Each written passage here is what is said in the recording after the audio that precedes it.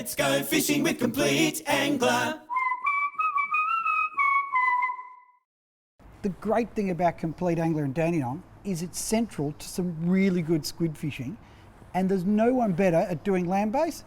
George, give me the lowdown. What's the basic trick to it? Depending on time of year, I'll actually send you to a different location depending on the water temperature, time of year, and the size of the squid around.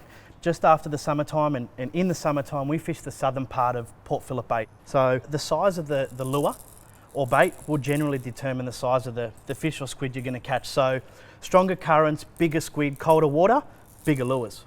Smaller squid, generally more stagnant water and more safe harbours for squid. We use little jigs, so size 1.8s up to a 2.5. Remembering, every good squid jig should sink at 45 degrees. Now with squid, fall time is bite time. Squid will never hit a jig or never follow a jig as you're working it and jerking it through the water column. They'll always sit and follow a jig on the way down, and 9 times out of 10, as soon as that sinks and sits on the bottom at that 45-degree angle, as you go to lift or do your next retrieve, you'll feel him on.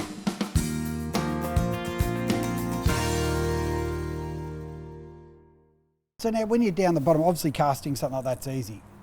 Do we run different outfits when we cast these smaller 1.8 and 2.5 size jigs? Look, the outfit stays the same. Mm-hmm. The breaking strain of the line does differ. So for your smaller squid from say Mornington right through to Blairgowrie, we tend to suggest that people use a 1,000 size reel right up to a 3,000 size reel, braid to be between 6 and 12 pound, PE braids preferably. Thinner lines, longer cast, more feel. When you're fishing higher tidal areas, more broken ground, generally rockier, reefier areas, we suggest anything from a 15 pound to a 30 pound, again PE line, because they're generally stronger, thinner, smoother, so you feel a lot more in deeper water. Mm-hmm.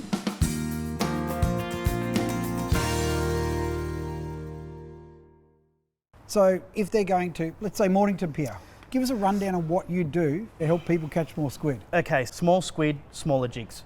In terms of colour, I use a method called PAN, and that stands for passive, aggressive and natural. That's the first jig I'll actually cast out. Cool. Super bright, stands out, grabs your attention. You look at it and go, oh, what the hell's that? I might give that a whack. I'll give it 10 to 15 casts. It gives me an indication of what sort of mood the squid are in. I'll then tone it down to a more passive colour, and a passive colour might be your little black. Yeah. And then we go to a supernatural style colour. The more timid the squid are, the more natural jigs will tend to work. I try coincide my fishing times with around a tide. So generally what I find with the squid, say along 90% of our piers along the bay, is generally a sunset bite is the best bite. So sunset being as that sun's coming down, pier lights turn on, it creates a safe haven for the squid. So that's probably my prime time. Mm-hmm. If I can't coincide that, then I look for a tide. So I like to fish the top of the tide, so they're generally easier to catch.